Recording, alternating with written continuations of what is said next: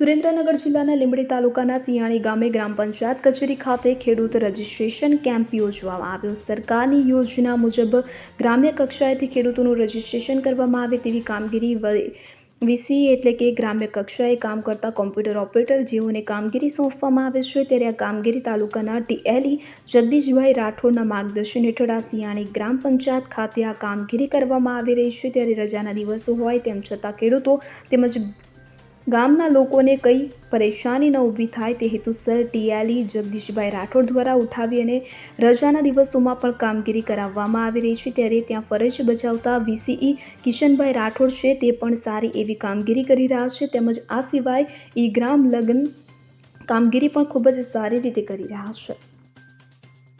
કલ્પેશ વાડેર સાથે CN24 news Surendranagar. હવે જુઓ દેશ દુનિયાની તમામ ખબરો તમારી આંગળીના ટેરવે।